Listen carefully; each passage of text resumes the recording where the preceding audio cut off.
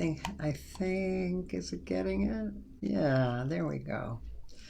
All right, we have bypassed YouTube, I believe. So let's see. Meeting is now streaming live on Facebook. Let's see about that.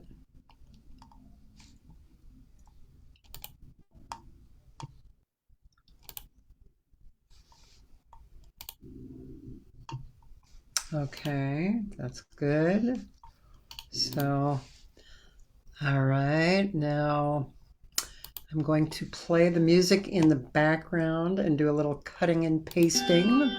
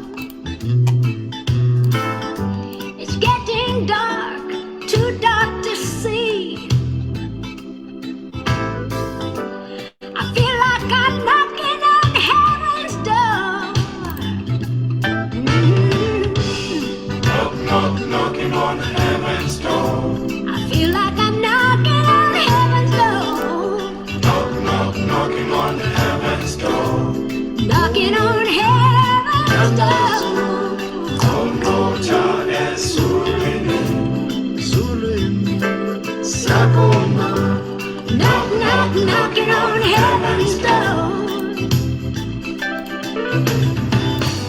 Lord, take these guns away from me, 'cause I can't shoot them anymore. The long black cloud is following me. Feel like I'm knocking on heaven's door. Knocking on heaven's door. I feel like I'm knocking on heaven's door. Knocking on heaven's door. Oh, oh, oh. Feel like I'm knocking. Oh, oh.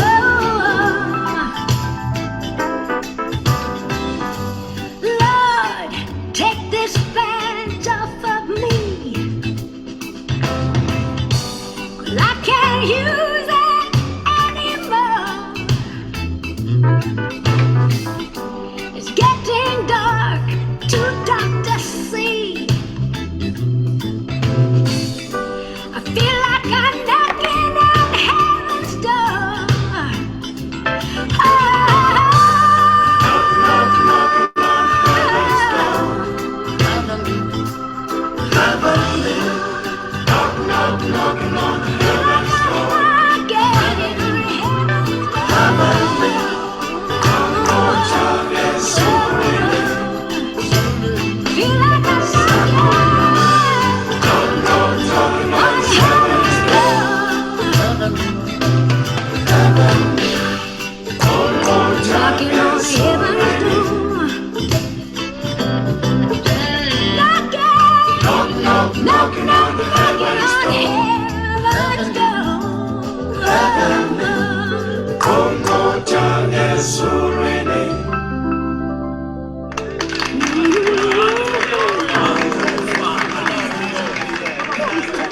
Brothers and sisters, see you in heaven. Sobonane Zului. Oh, beautiful.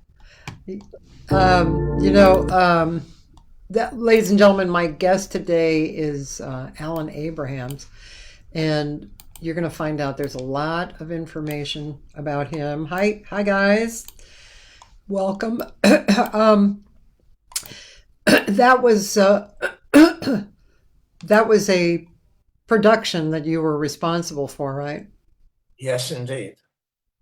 And tell tell us about that. First, I just want to say when I saw them on the Paul Simon video, the live, I just wept like Yes. crazy, man. That was just gorgeous. That was a gorgeous thing. I just thought the world of that whole thing.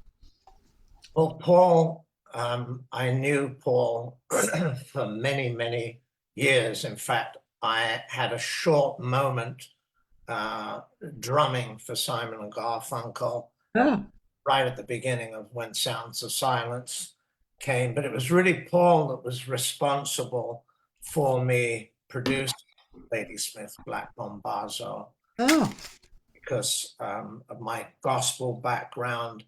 And he was doing a retrospective at Madison Square Garden of his career. And they oh. were there and introduced us, and he was helped facilitate me ending up going to South Africa to produce them, although the rhythm tracks on that particular tune was done here in Los Angeles with Greg Fillinganes on keyboards, Nathan East on bass, John Robinson on drums, and Paul Jackson Jr. on guitar. All the very Nice. That was beautiful. By the way, I went to college with John Robinson. We had a band. I've interviewed him too. That was fun. Um, well, so you were a drummer too. Yes, I started out as a drummer in England, Yeah. came to the United States in 1963 Oh, wow. on a track scholarship Ah, to, as I was a champion sprinter in England. ah. I got offered scholarships here, and I ended up in Greenville, South Carolina. Well, you probably were okay with that at the time, right? You were young. Well, I was okay because I wanted to run against the world champion, Bob Hayes, who was at Florida A&M, and I looked at a map of America. Said, okay, well, here's South Carolina. By the way, are you seeing this square on the screen? No. I it's the content of this meeting is being sent to a third party. If I hit got it, I hope it doesn't. I think that'll be fine. Okay, there it is. Okay, here we are. I'm back. Okay. So yes, 1963, and I go to this Southern Baptist college, and no black people at the school, and I'm going, what the flip is happening here? So anyway, that's a little side. Yes, Where are you from in England? London. Okay. I grew up in London, and the music scene, when I came to the United States in 63, that was just about the time that the Beatles showed up. Oh. And that's a whole other story connected. God. Oh boy. Yeah. A naughty story, but probably for another time. Okay. Wow. Okay. I'll have to remember that. So, okay. So you were, as long as we're here at that moment in time, let's just kind of follow along a little bit. You can go into as much or as little detail as you want. But so you were a runner first, Yes. and then at some point, what happened? Something changed, or you continued running, or were you a drummer at that time too? Yes, I was a drummer all my life, but at that time, in that first year at that school, Furman University in Greenville, South Carolina, I hated it. I hated it, and had no intention of continuing with my track scholarship, but moved to New York, Okay. play music. And I straight away was walking down Broadway in my English three-piece suit and what later became known as Beatle boots, but they were actually handmade boots made by Anello and David of Charing Cross Road. I, of course, had long hair because all English, it was like now. No one said, "Oh, are you having a crew cut or long hair?" So I walked to this famous jazz club called the Metropole Cafe, and the band that was playing saw me and on their break came up and said, "Who are you?" So we started chatting. I ended up replacing their drummer Oh, wow.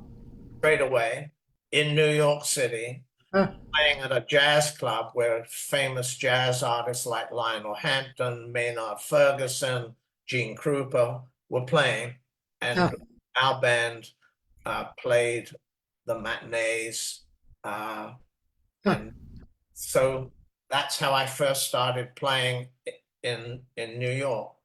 Yeah. So it continued on from there.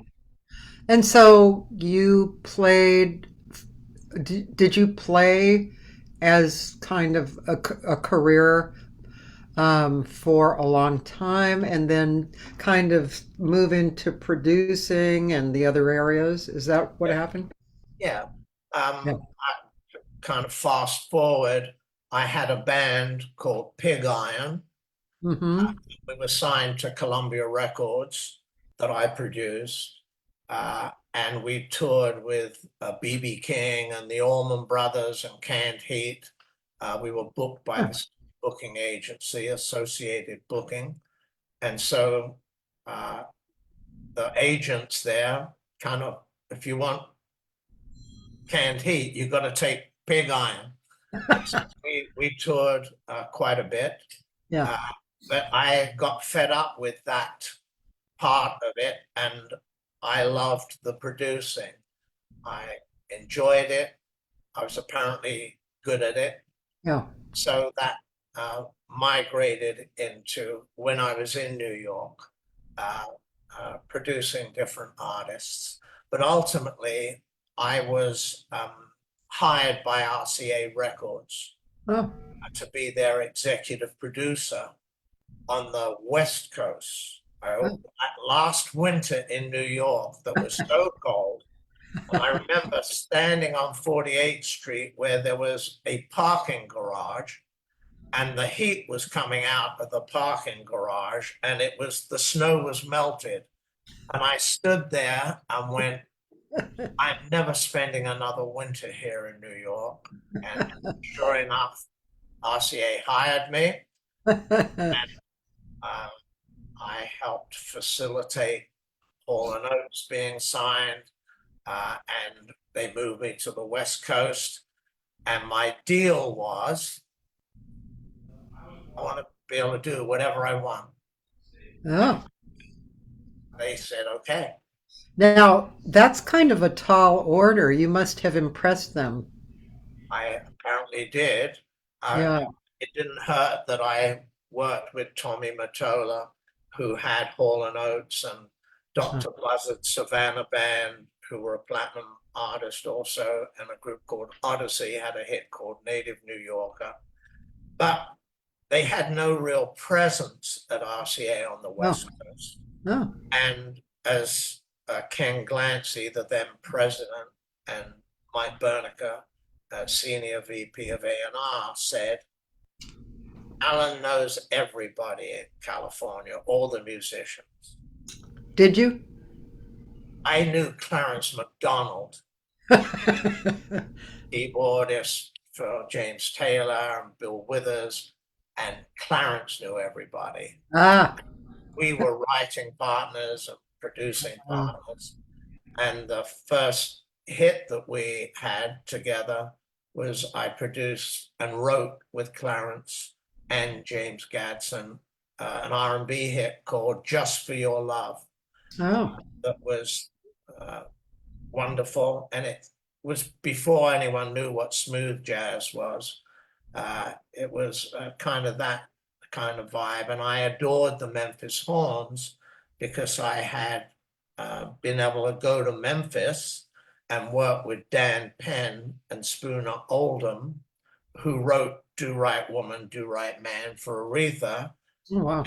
I was there watching how he produced and influenced me greatly. Again, white soul men, as we called ourselves, and they were. And so at RCA, I produced Pure Prairie League. I did 3 albums with them, and wanted to concentrate RCA more on Black music, and specifically at that time, DJ Rogers, who was an amazing artist.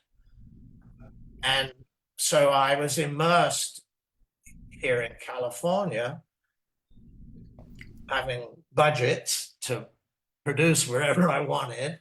And as long as they were all successful, Yeah. it was okay. Yeah. Were they all successful? Yes. I mean, Yeah. all of them charted and most importantly, made money.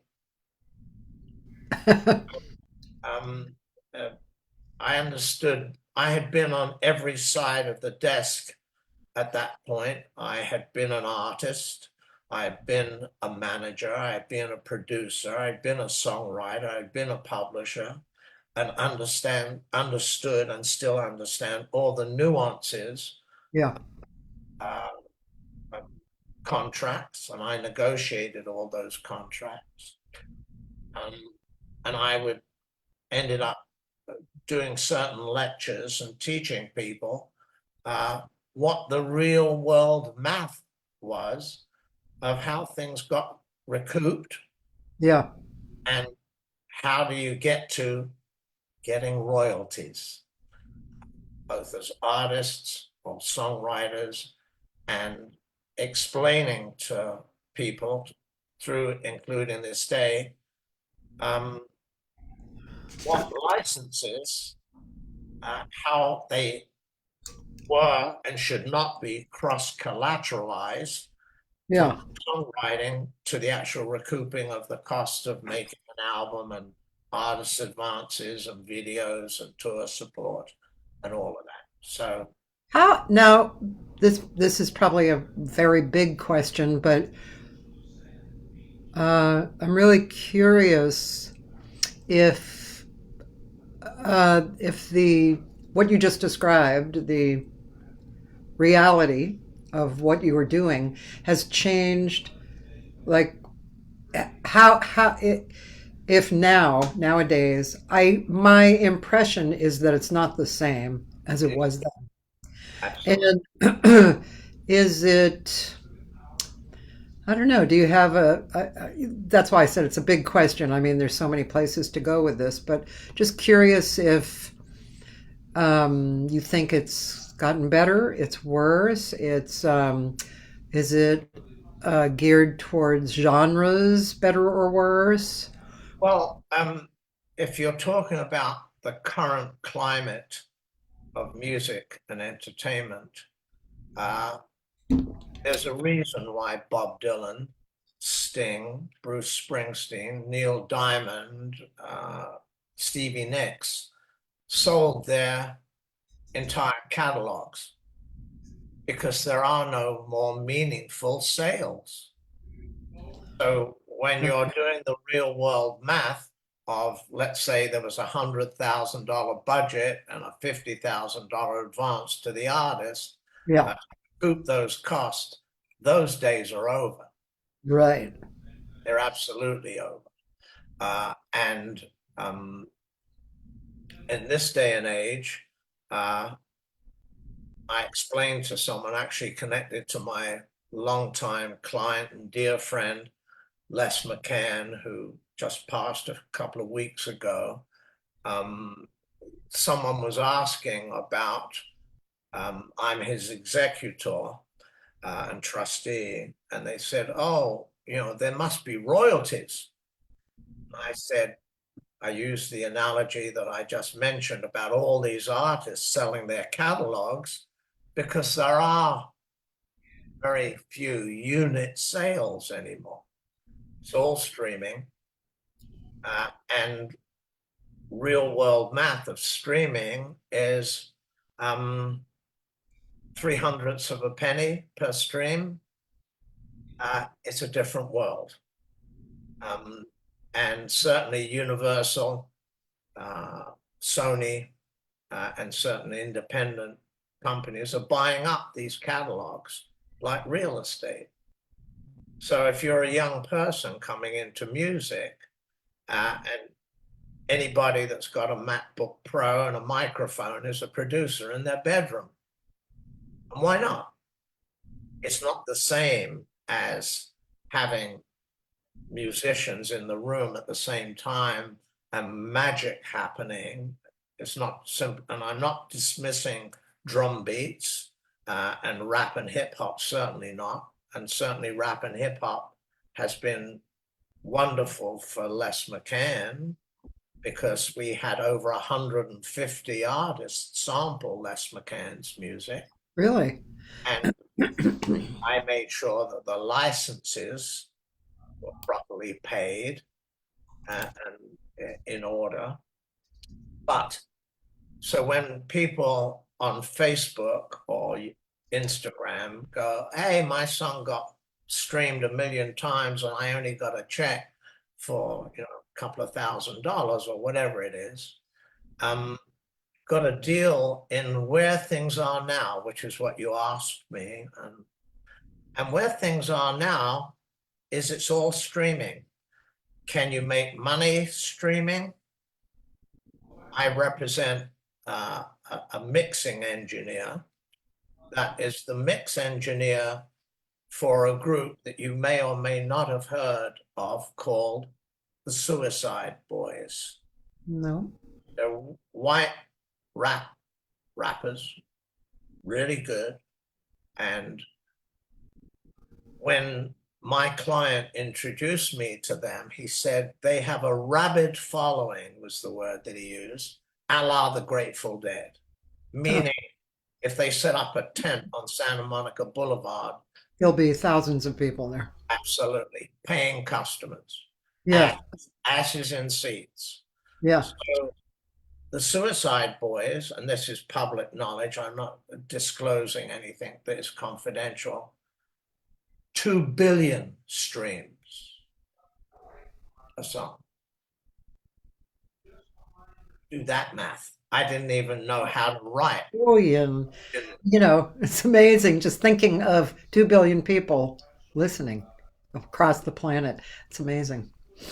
And so they make plenty of money on streaming. Yeah. Of course, they make plenty of money in their appearances. So it is a different time now. Yeah. And certainly for many decades now, rap and hip hop is a very important genre of music, and even purists that with the latest Les McCann album, if I may, here's the 3 vinyl LP and 3 CD, and Resonance Records. Yep. Which I have. They're a boutique label, but for jazz, it's jazz. And Yeah. George Claben and Zev Feldman, the principals there, that's what they're devoted to. Yeah. They do an impeccable job. Is it a massive area to make money? No. No, they're a 501c3 nonprofit, but they are dedicated to honoring Nat King Cole and Sarah Vaughan and all the records they put out, and they do a beautiful job. Yeah. Is it a moneymaker? Not really. Yeah. But again, thank God for them that in the case of Les McCann, that in December, a few weeks before he passed, they put out that magnificent project. And when I, for the obituaries, got the New York Times calling me, and NBC, and the Rolling Stone, and LA Times, and NPR, and the Associated Press as his manager, they did actually reference in the obituaries that he was current right up to the minute in terms of music being out there. So I hope I've addressed a little bit of, is it better? Yeah, definitely. You know, when I was I was in at Berkeley 72 to 75. Not as yeah, Berkeley in Boston, yeah. And I've always been a singer, but they didn't have vocals at the time, and I played flute, so that's what I went for. But that was a great time for music. You know, jazz was changing, ECM was coming in, and Motown was really happening, and Boston was, you know, had a real mixture of great stuff happening live. And that's where I heard that, you know, Swiss Movement record. And from then to this day, every time I hear that, compared to what I lose it. I still go there every single time because it's such an incredible performance. And just picking up on that, if I may, Yeah.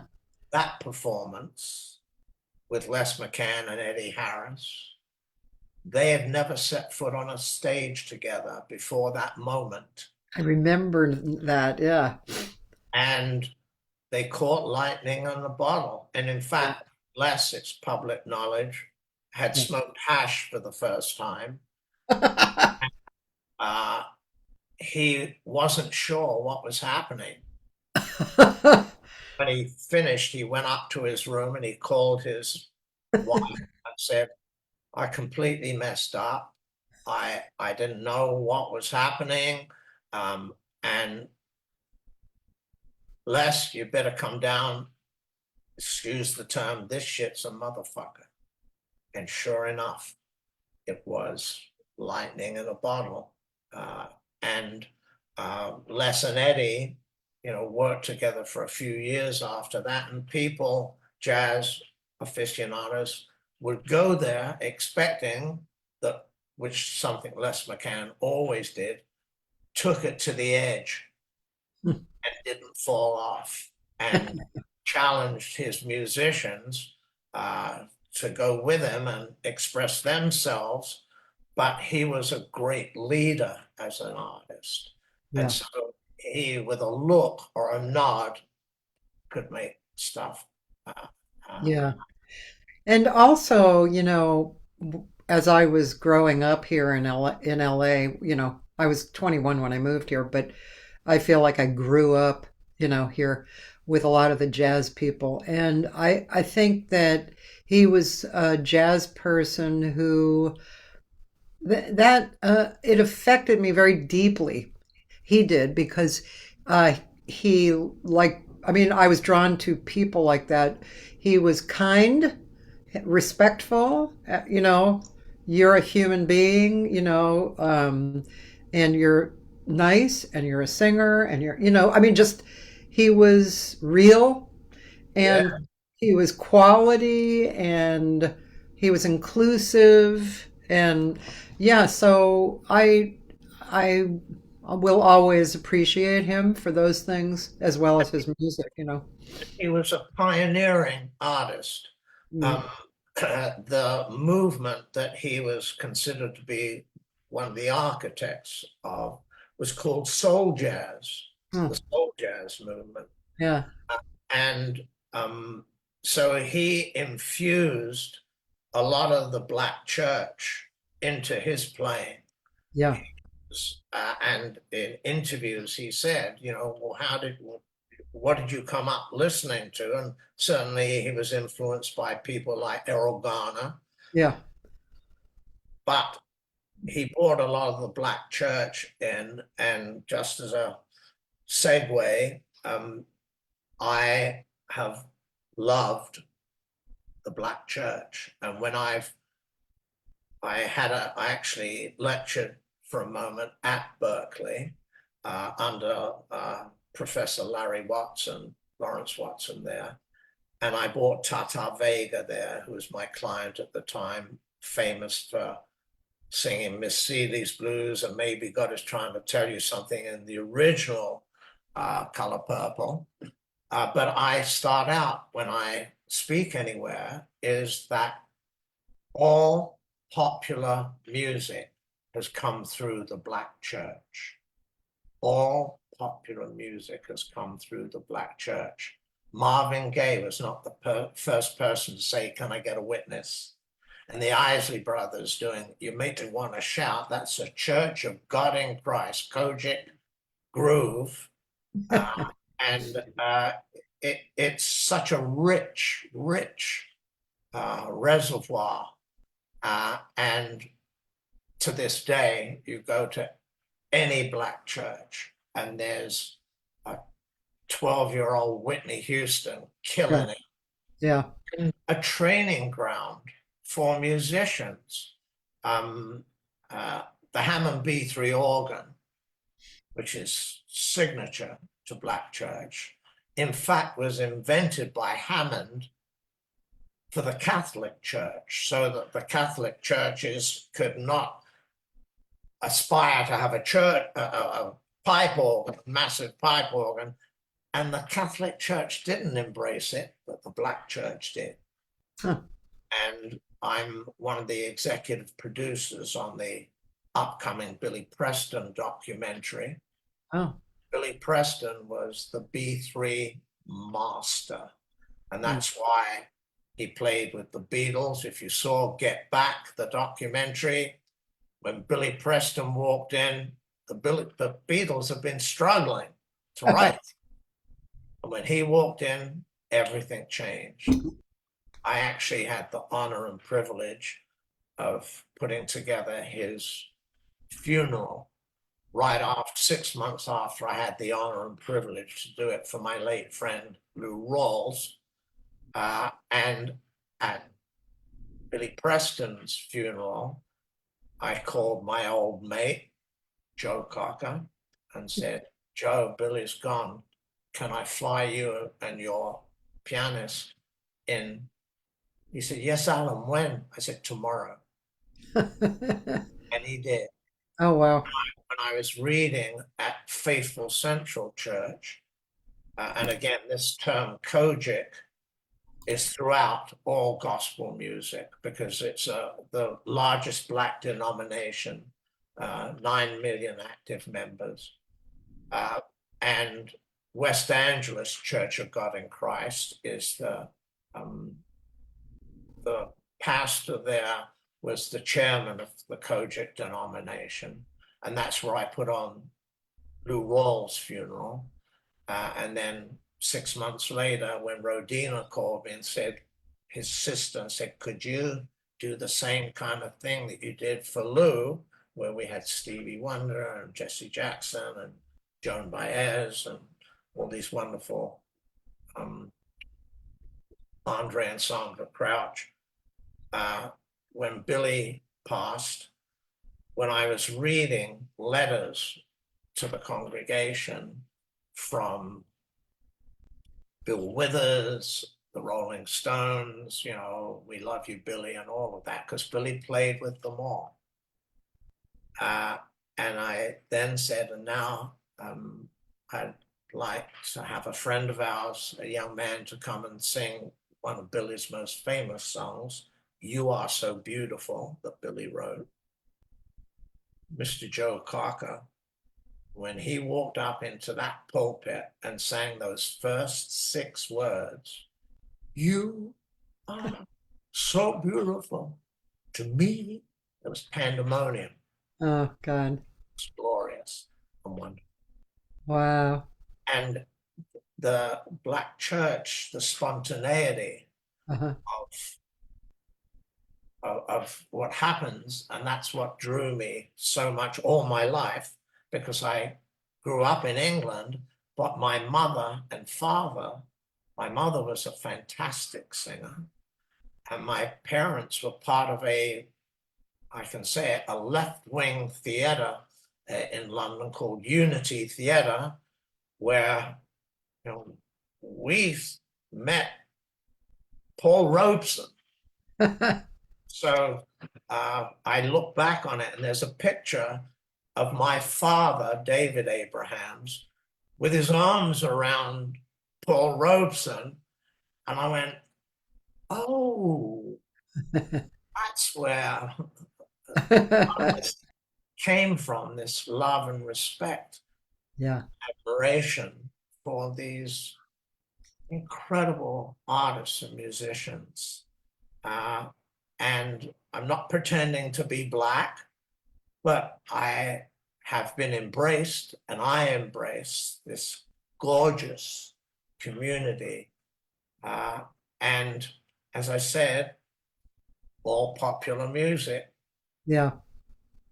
came through the Black church, and I had the privilege of being the head of Light Records, which was the #1 gospel label in the world.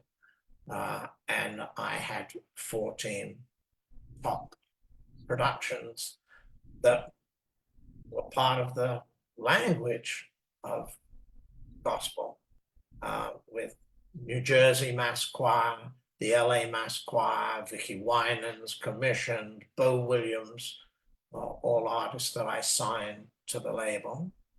And we did a lot of the recordings at Capitol Studios, Studio A, large studio, and I would invite a congregation. And although it said live in LA, I didn't say it was live in a recording studio. And sonically, those records are impeccable. Yeah. When you hear them, you go, Wow. I mean, you've done so many exciting things. What were there a few moments that were more mind-blowing than the rest? Could you expand on that a little bit?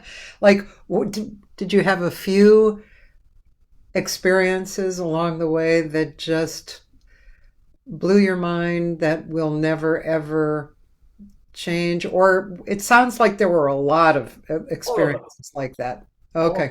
Yeah. All of Yeah. every last moment was mind-blowing, Yeah. and being everything from gospel to my best friend Joan Baez, to jazz artists, to R&B artists, every last experience was glorious. I do listen to all of those recordings and feel the joy of recording them. It's been amazing. It's been glorious. And to be able to reach out to Lou Rawls and say, Lou, would you come and sing Chain Gang on Ladysmith Black Mambazo, who I recorded in South Africa? And in South Africa, I'm with Joseph Shabalala, and I'm going, how did I get here? Little Alan Abrahams from Wembley. I said to Joseph in the midst of, actually we were doing the backgrounds on Phoebe Snow, People Get Ready. And I said, Joseph, do you not find it somewhat strange, a white, English, Jewish, Christian man from Los Angeles, California, is down here in South Africa teaching you Zulus Black gospel music? And Joseph looked at me and he put his arms on my shoulder and said, my brother, God knows just what he's doing, so carry on. Alrighty then. Oh, that's really great. Sweet. So this is like what I was telling you, how I'm interested in your points of view. I mean, of course, your history, but your points of view along the way. Well, actually, a friend of mine, Taylor, asked a question that's interesting. He says, not sure if you think about this, but when it comes to failure or feeling like you haven't gotten to a certain point of success, how would you describe how failing at times has helped you keep going on your path? Have you considered that there were failures, or did you never look at things as failures? Well, musically, they were never failures, whether they were commercially successful, Yeah. because the integrity of what you're doing, and as a producer, the responsibility that you have to the artist, capital A, artist. The artists are in first position. Everything else is secondary to that. The record label, the managers. As an example, I was representing a wonderful singer named Mary Clayton. Mary sang "Gimme Shelter" with the Rolling Stones. Yeah. And I got a call from Chris Martin of Coldplay and said, I would like to have Miss Clayton come and sing on it. And she did. And she had had a major car accident before that, but she sang beautifully. And she asked Chris, when is this album coming out? It was the Head Full of Dreams album. And Chris said the truth, when it's ready. And the when it's ready means all the albums that I've done, I do not remember one release date of any album.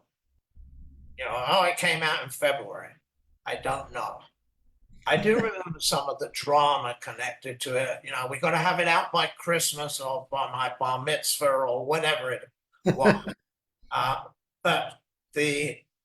So in terms of success or failure, if you can, and I do, listen to albums that I've done, produced, artists that I've worked with, years later, when I listen to them, the joy that comes up, hearing, and the moment of, right, when we were in the studio with Les McCann and Billy Preston and Abe Laboriel,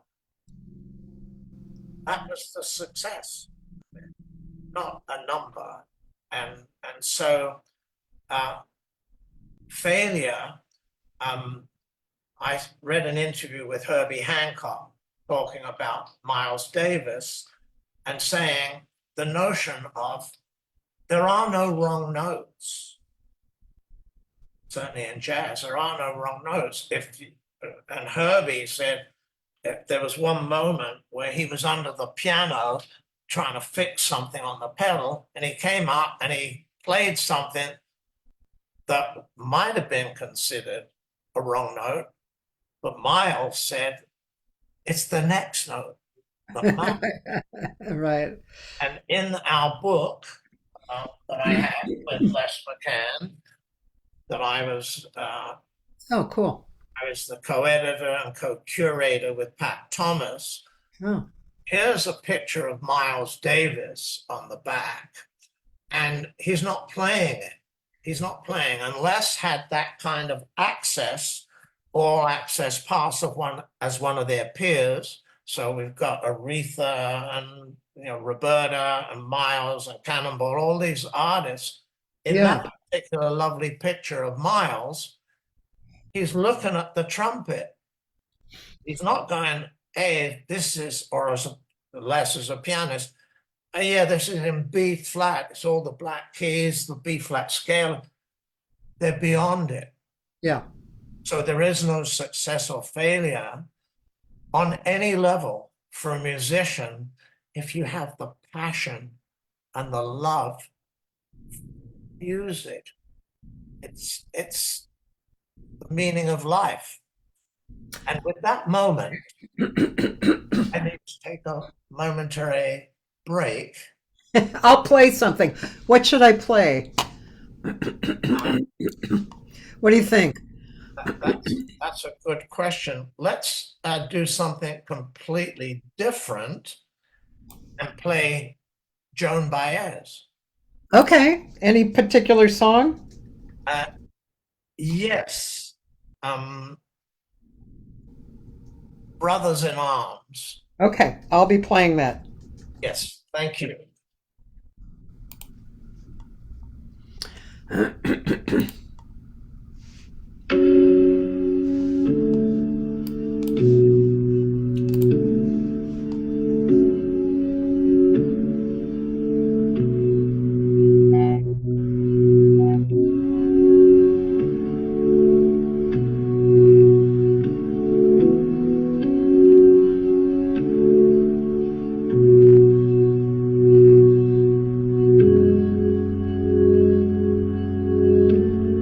These mist-covered mountains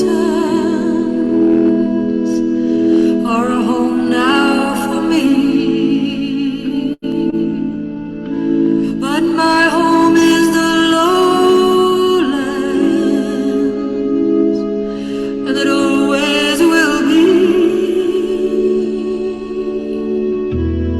Someday you'll return to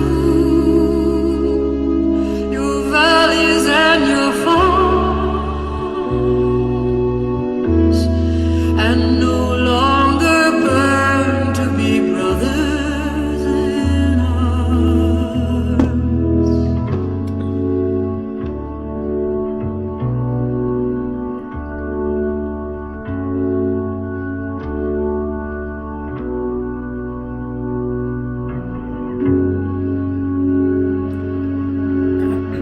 Through these fields of destruction, baptisms of fire, I have witnessed your suffering as the battle raged hard, and though it hurt me so bad, in the fear and alarm, you did not desert me, my brothers in arms.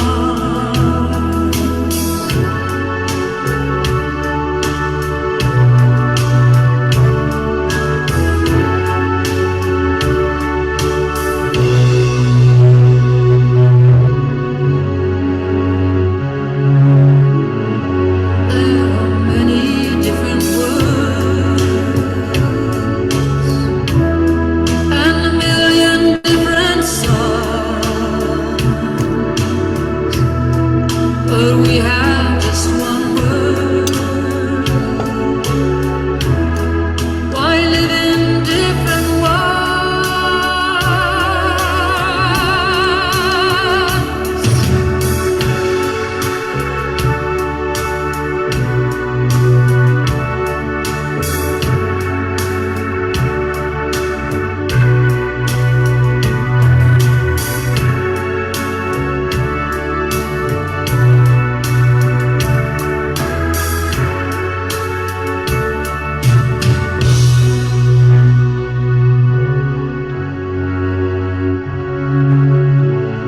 Now the sun's gone to heaven, and the moon's riding high. Let me bid you farewell. Every man has to die, and it's written in the stars above, and every line in your palm. We're fools to make war on our brothers in arms.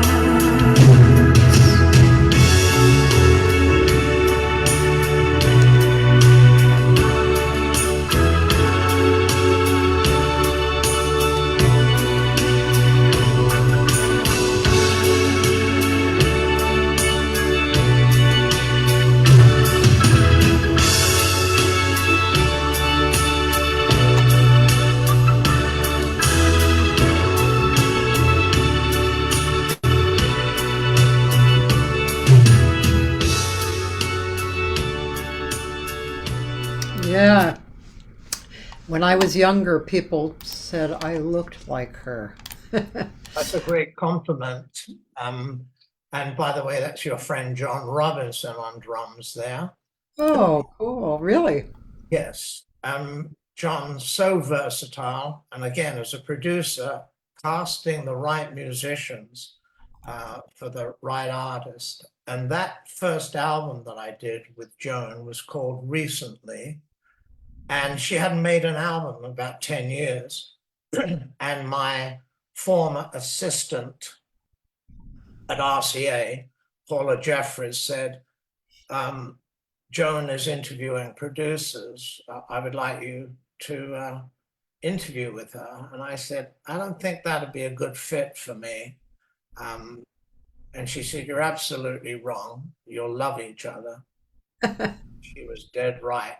And in one of a comment that she made in the press about me, she said that I always held her voice to the highest level.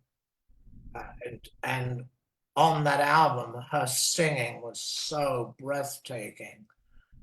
And contemporary, that was, of course, a Mark Knopfler song, but we did a Peter Gabriel song and songs that she wrote. And her writing was so impeccable, her most famous, of course, being Diamonds and Rust. So we became the dearest and closest of friends. It's now 30, however many years later. Yeah. And there was never a moment of stupidity between us. And after I had the interview, I got home and there was a message from her saying, I want you to produce my next album. Oh, wow. And I want to come and live with you during the time that we're doing it. And that's an absolute no-no. You don't have an artist live with you when you're doing a record. And my friend, who we had owned this home together, and he said, Joan Baez wants to come and live here? No, it can't happen, and his family had created the Renaissance fairs. And so he said, I grew up with Joan. I don't want to come home and see you and her in the jacuzzi. I can cut a long story short. Not only did she live with me and Kevin during that album, but 3 subsequent albums. And every second of it was beautiful and wonderful and funny. And we laughed, including all the way up to being up there this last few weeks during the time that Les had passed. And an artist relationship, if you respect them and want to do the best to have them shine and have your production be transparent to them. In fact, just connecting gospel to Joan. Before I signed the LA Mass Choir to Light Records, we recorded at Capitol Studio A and wanted to recreate those moments in history when she was marching with Dr. King. And we did Let Us Break Bread Together on Our Knees with the LA Mass Choir and a pianist and a B3 player. And it was so stunning. And she said ahead of time, how are you going to recreate a gospel choir and all of that? I said, you trust me, right? Did you? I said, all I want you to do is enjoy the experience because it's going to blow your mind. And it did. And the LA Mass Choir sang backup on that. And they asked me, would you be interested in signing us to Light Records? I said, if you got tunes, let me hear them. And did they have tunes? And it was on the boxed set of Joan Baez, the Gold Castle Masters, Arthur Levy, who wrote the liner notes, said that that experience with Joan and LA Mass, all of it crossing together, everything is connected. If the honor to the integrity of the artists and the songs is there is no failure in any of it. It's only success. So, Great. so That's lucky. wonderful. You Yeah, have a great point of view. Have you ever written a book? I've been asked on many occasions if I would consider it, and I didn't until my younger sister, Philippa Abrahams in London, who is an art conservator. She restores old masters at the Tate Gallery, the National Portrait Gallery, and she has a book. And she said, just the anecdotes of the stories that you tell, if it can just be like that, it doesn't necessarily need to be chronological. Right. Where she came up with that was I told her the story of when I worked with Ray Charles.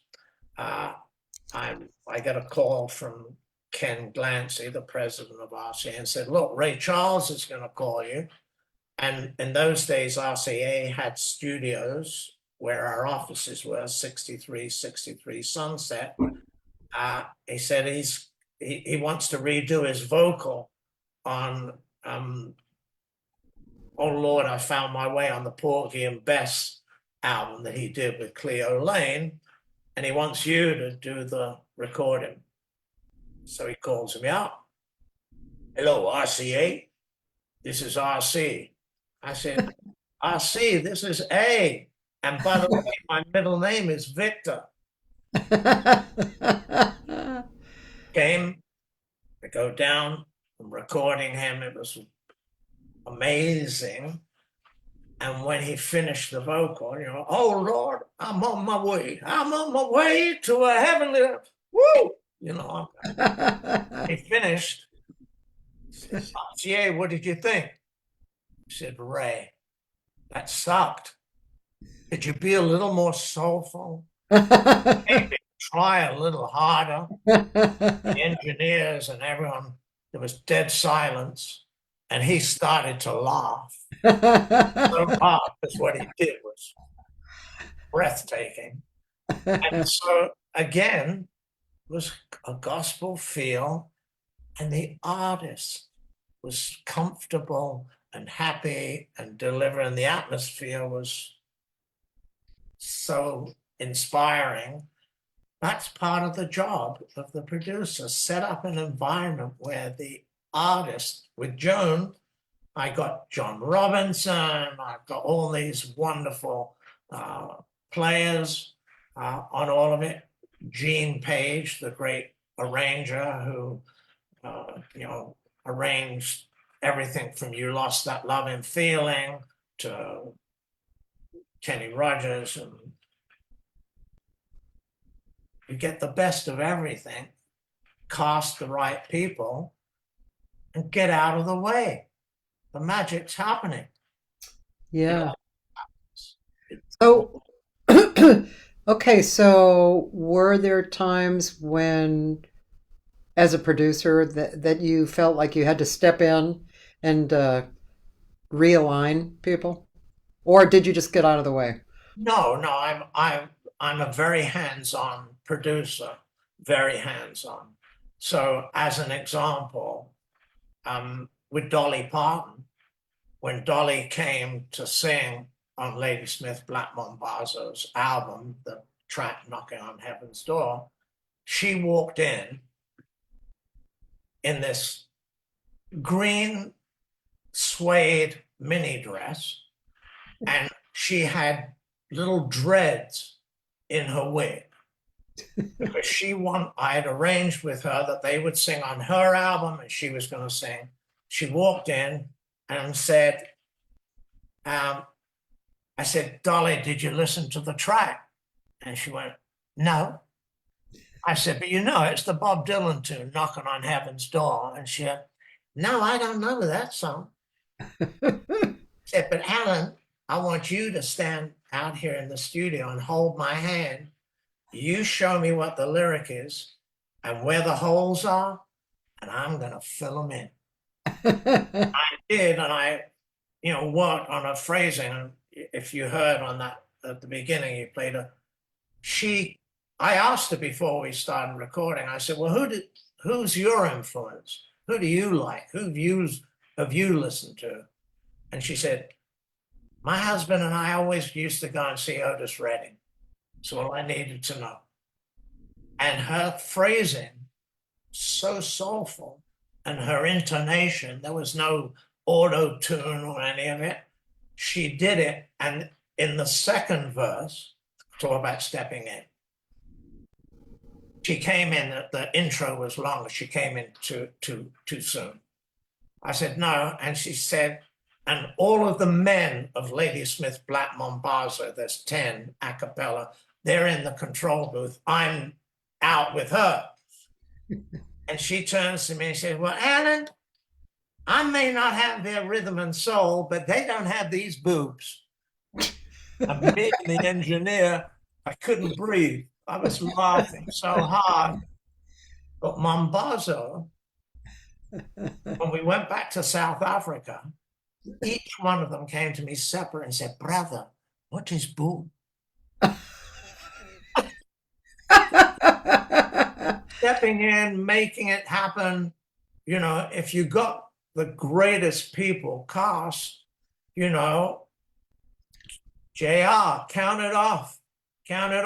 We got charts, but with Les McCann as a jazz musician, we had one bass player, an upright bass player, who was getting too into the chart.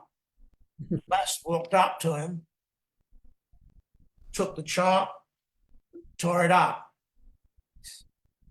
Listen, play. And it's amazing. So sometimes, yes, but really helping vocalists, to get the right parts. We've got lyric sheets, we're following it. And then, like with Joan, when she would come back and listen to it, we're going down and saying that line, and goes, am I being too egotistical? I love it all. I said, so do I. Next tune. And with all the songs that we did, she was happy. But we went to New York because Joni wanted Paul Simon to do a track with us right after Graceland. And he had all the Graceland musicians, Ray Peary on guitar, Tony Cedros there. And he did an arrangement of I'm a Rambler Gambler, which was an old folk tune. And he combined it with a doo-wop tune, Whispering Bells. Oh. Right? And the track killed. It was fantastic. However, when we were back in LA, where it was for the Speaking of Dreams album, and we're going through it all, it's having a great time. And I noticed that she kept putting that tune off. Huh. And again, we're together all the time, and she's got her little stuffed duck, and I realized that it was being put off. Yeah. And Paul had done all the backgrounds on it, the ba, ba, ba, ba, ba, whispering, all the harmony parts. And I said, well, we're going to do this one now.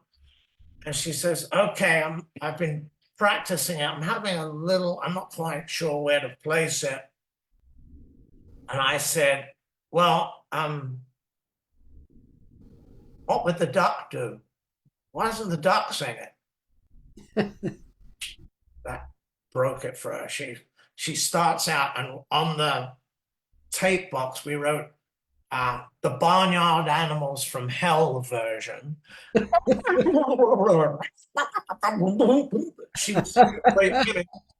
We were laughing so hard because what the duck was doing. And I said, oh, by the way, knock this vocal out. It was Oh, that's great. Yeah. yeah. So Yeah, immediately, that's great. you know, It's good to hear that, it's really good to hear that. And I understand a little bit, because I've produced in the studio a lot, produced singers especially, and myself basically. And so I have a little bit of a point of view of what that is, and you know how important it is to just be real and to get to the point where you're enjoying it. That's it, you know some of the singers I've produced have kind of, lovingly complained that I worked them too hard, but I knew what they were capable of, and they weren't doing it. They were focused on the wrong stuff. and that is the job, is for them to shine and have an environment.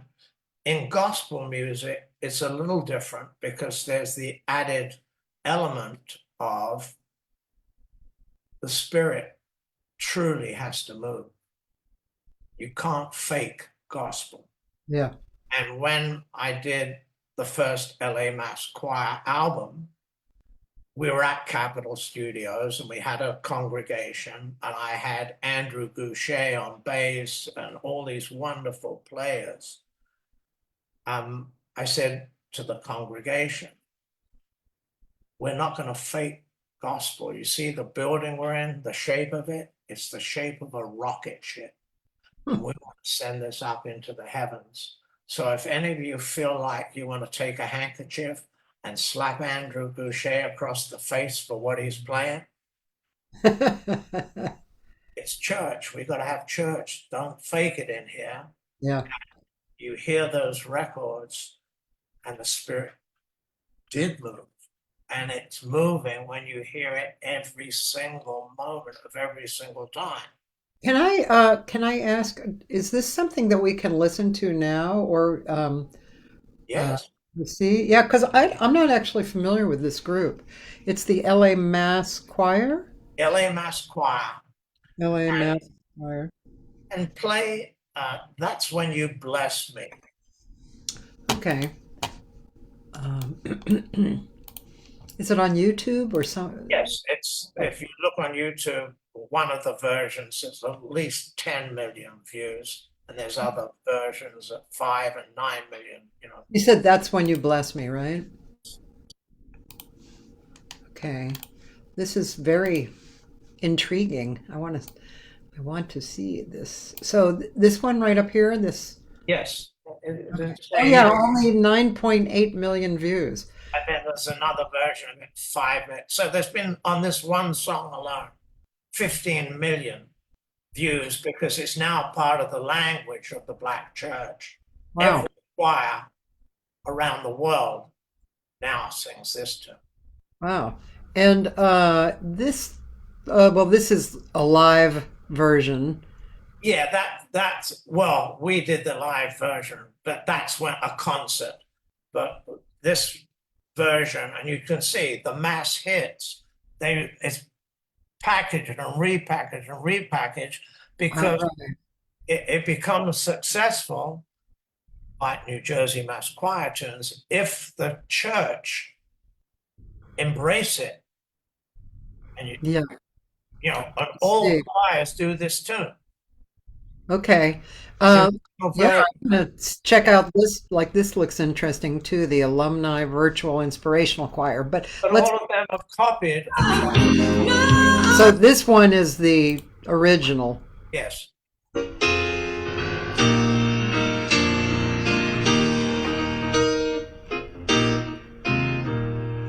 My life was torn beyond repair. I felt so alone, see no one cared. You came along, gave me a song to ease the the pain and erase the strain.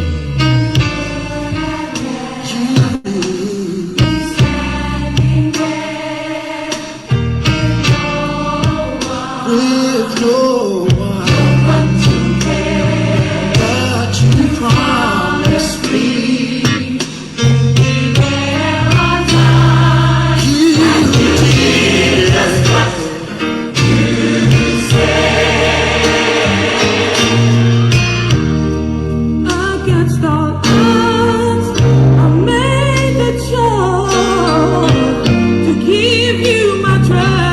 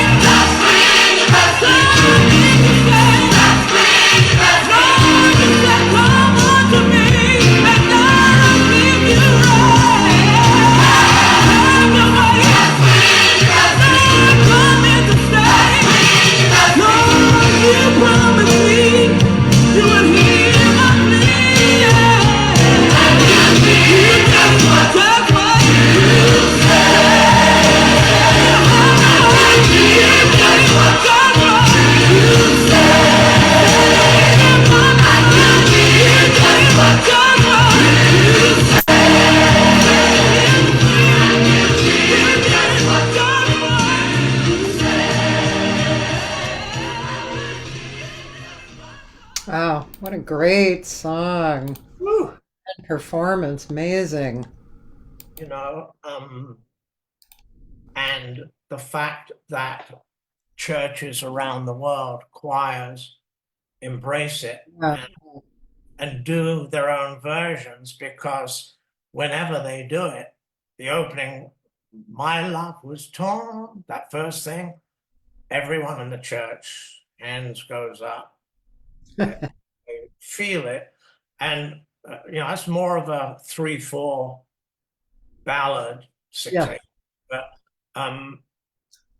I've got plenty of things that are throw down, yeah, but if it's faked, it ain't happening. And when it's like this, and sonically, the sound of a lot of what we did, when I first came into gospel, I would listen to certain gospel albums and I went, why does the choir sound so far away? Why is it not, yeah, right in your face? yeah. So my approach to mixing is, it's in honor of the song, but the The Sonia voice, Griffin, the voices, yeah, and the lead singer, those are not professional singers. uh-huh. They sound great. They're, it's so good. And you could listen to 50 or 60 songs that I've had the honor to produce, and they all sound amazing. Yeah. My friend Roland asked, are they a resident choir in a particular LA church? No, they're not. They were put together from a number of different churches, Double Rock Baptist, a number of different churches, but they do minister in concerts. Certainly, they do that. Yes. I have a friend who was in the Busboys, Kevin O'Neill, and he writes very unusual and great gospel. He had, I don't know if he's still working with the group, but he had this core group of singers. You might know Billy Red, who was he worked with Andre Crouch a lot. He was like top of the line background singer. Yeah, Uh, Andre only had the very best singers, Tata yeah, May, yeah, and Billy was a contractor for that. But anyway, what was I saying? Oh, yeah, Kevin O'Neill. I mean, yeah, the songs that he writes, they're unusual and they're great. I mean, just really beautiful songs. I fell in love with his material. more than just doing great recordings. When I was head of Light Records, senior VP of A&R and executive producer, we also had a magnificent sales team. Gil Few was the head of it, and an amazing promotion person, Vicky Mac Latteard, who ultimately had her own successful label called Gospel-Centric. Kurt Franklin, she introduced him. But all of those things worked together for the good. And my concept running that label was that the salespeople, I would make sure they in those days all had cassettes that they could send to their vendors. And my notion was, talking about recoupment, that all of those albums recouped before they even came out, because the advanced sales was so strong based on, when you hear it, you go, what the flip is this? Yeah, Oh, yeah, well, we know this church is going to buy this. We're going to stock up on it.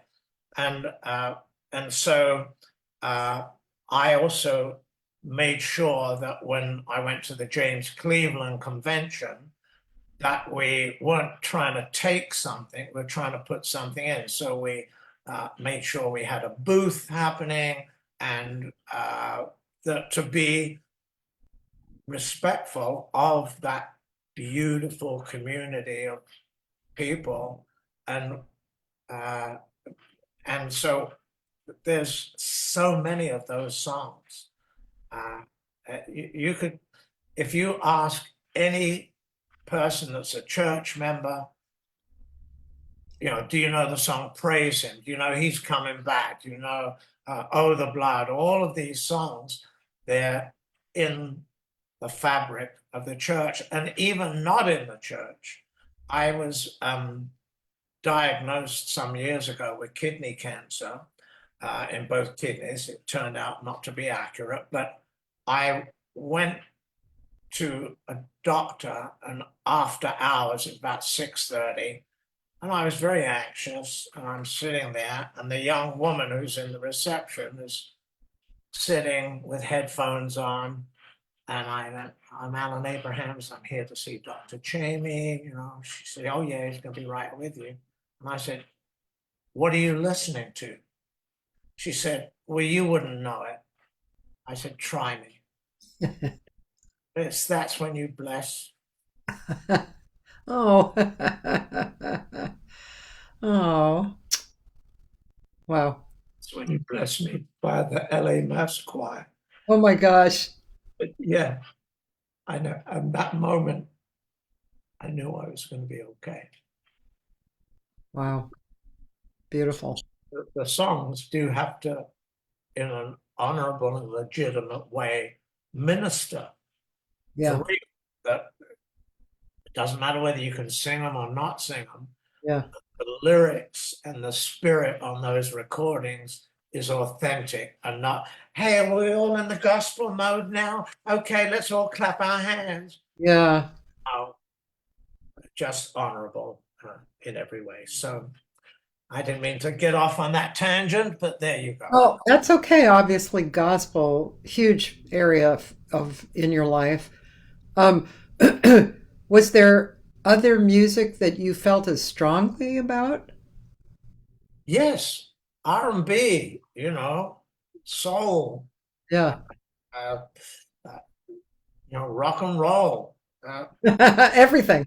I moved to Louisiana for a short time with my ex, whose name shall remain nameless. She who shall not be mentioned as John. He knows who she is. In Louisiana, the music culture there is a whole other thing. Yeah. New Orleans, when you say second line, people go, what's second line? Alan Tucson, Yes We Can, the Pointer Sisters, working in there's that. New Orleans, Lafayette, Cajun, Zydeco. It was so rich. Yeah.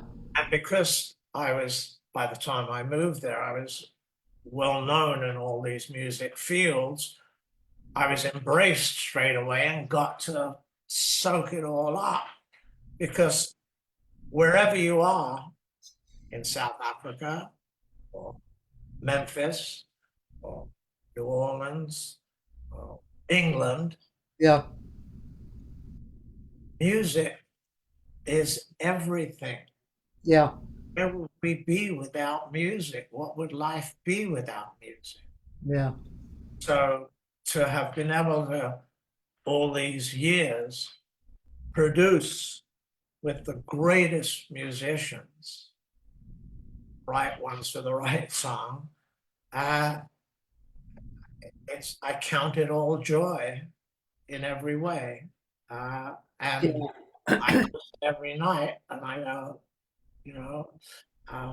this is amazing. How did I get to do this? And to your point of, I mean, you didn't say it literally, but you're saying it, that what's important exists in an intangible, it's almost intangible. It's in a universe that I call the aesthetic universe, but it's definitely, I've always considered that jazz for me is a religion.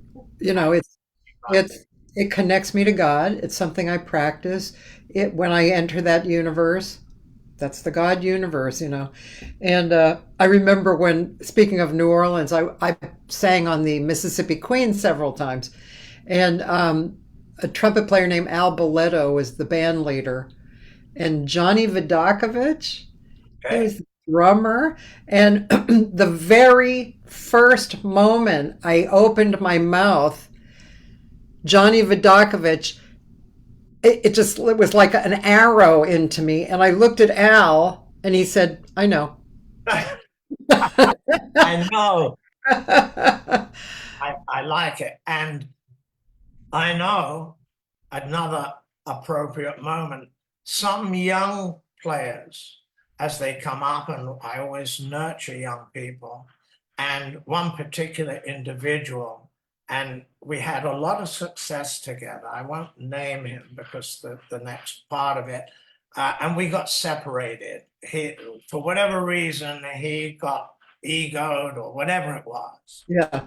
And then several years later, he called me up and said, I want to apologize. And I said, well, what for? And then he said the opposite of what you just said. I didn't know that I didn't know.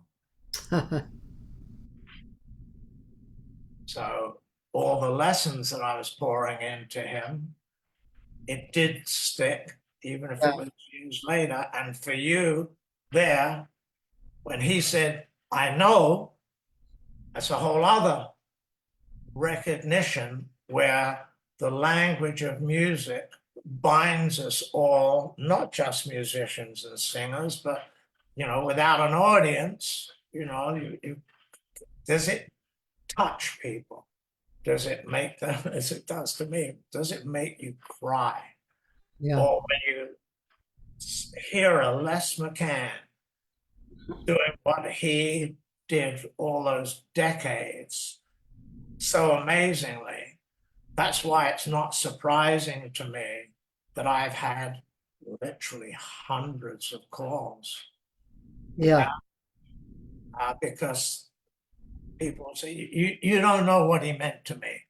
When he played at such and such, and I was there and he stayed in touch with me, and like you said, he touched your heart. Even for a moment, you had said, wait a minute, this guy, and Joan Baez, just to connect all of this, Joan Baez's most famous song was called Diamonds and Rust. Yeah. The song she wrote about Bob Dylan.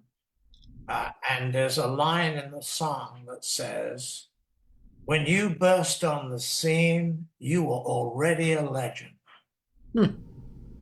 That was Les McCann in the 60s when he burst on the scene on his tune, the album called The Truth. Les McCann plays The Truth.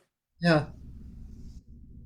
Miles Davis, I know, Miles cannonballed him and said, who the flip is this guy?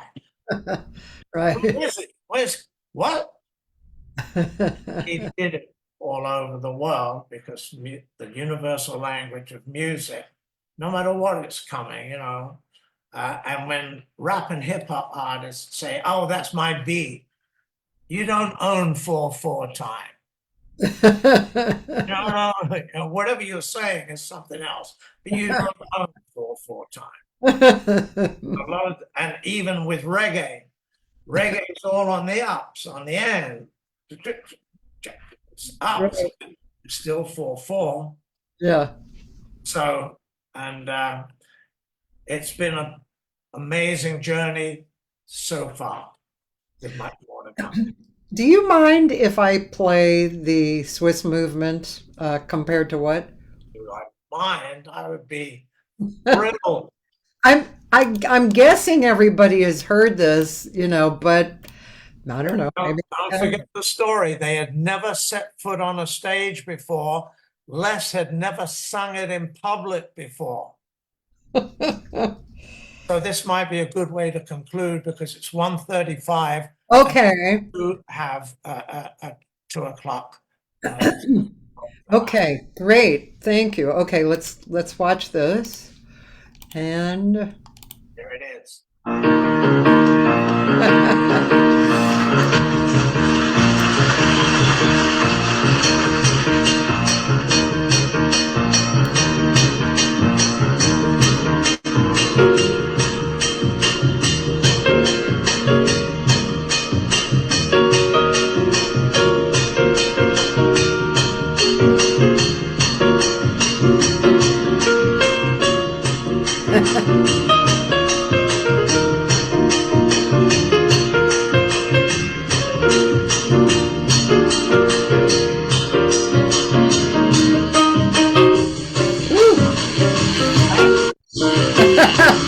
goes.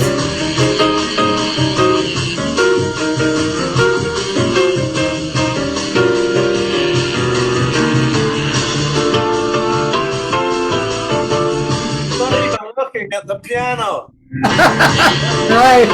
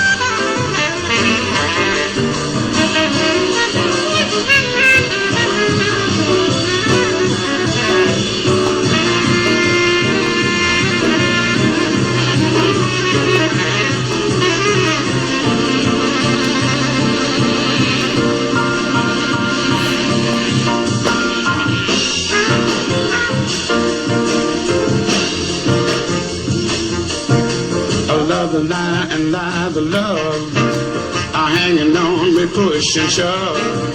Possession is the motivation that is hanging up the goddamn nation. Looks like we always end up in a rut. Everybody now trying to make it real compared to what? Come on, baby.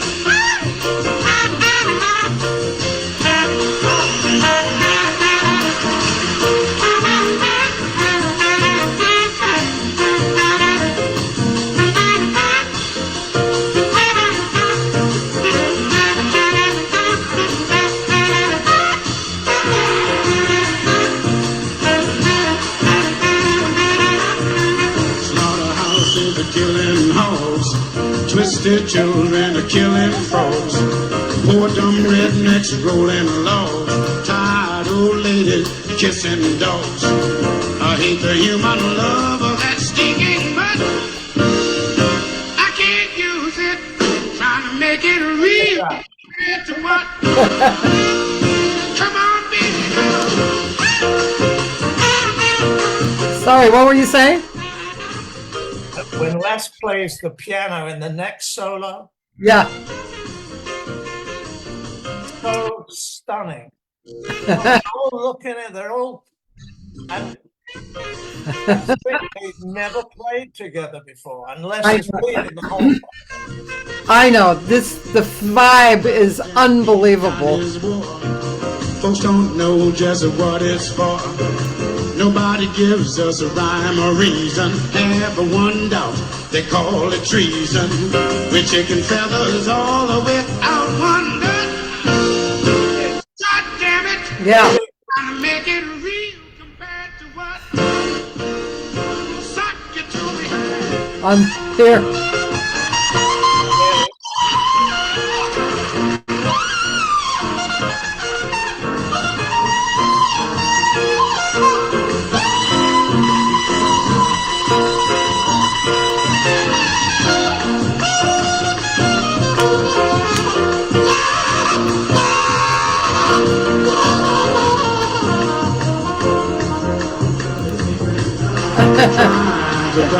The wrath of God, preachers filling us with pride.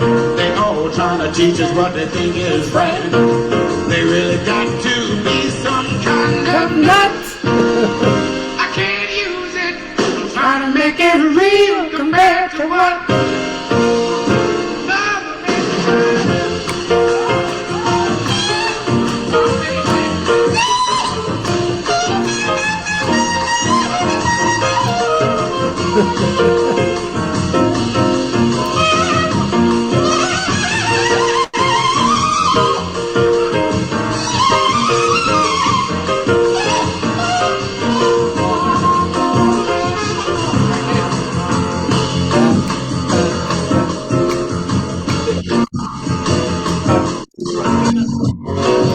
Sorry, what?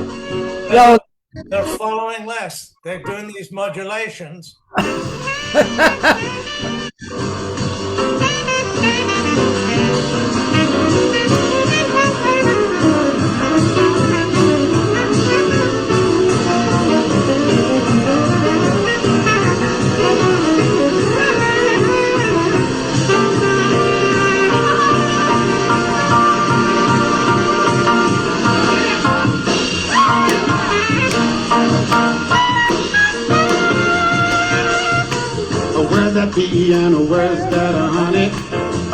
my God, and where's my money? Unreal values, a crass distortion. Unwed mothers need abortion. Kind of brings to my old young King Tut. He now try to make it real compared to what.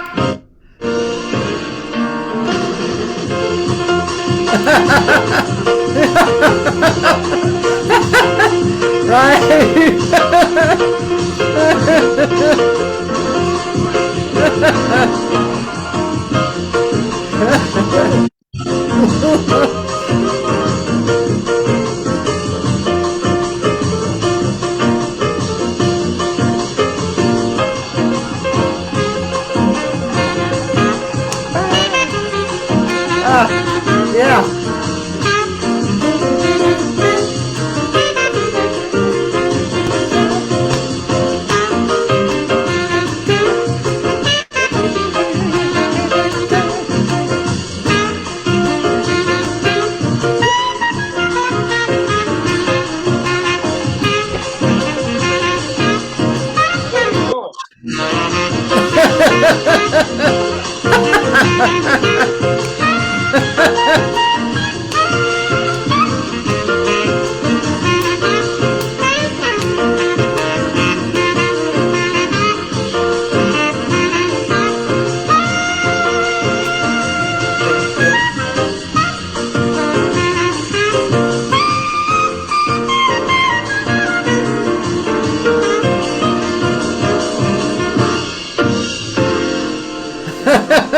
Trying to make it real compared to what.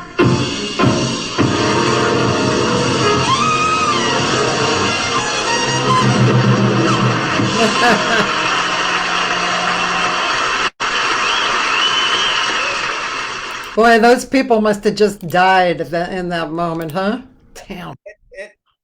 It's one of the great moments in recording history. Yeah. Les is directing it all and owning it all. Yeah. And like I said earlier today, the spirit moved, whether it's in church, that was church. And Yeah. in fact, one of the things that Les told me, there was when he wasn't sure what was happening, Yeah. and he said, and then he said, I heard people start cheering and I knew it was happening. He found out later that it was Ella Fitzgerald who'd walked in to catch their set. So a real stunning, and that's what we all live for, to have those moments, if it's a trio or some a big band, rock and roll, whatever it is, to have it kill. Yeah. Say, this is why I'm on this earth, to be part of this. Yeah. That's what I feel for me. Well, thank you. It was such a great conversation. I knew I liked you the minute I met you, but I didn't know how fully I liked you. So, well, thank you. And I mean, we touched on a fingernail of your whole life and career, but anyway, it was really a pleasure. I really appreciate you spending the time. It was wonderful. I'm delighted. And thank you for having me. You're welcome, and good luck with all the planning, and Yeah, what I'll keep you posted.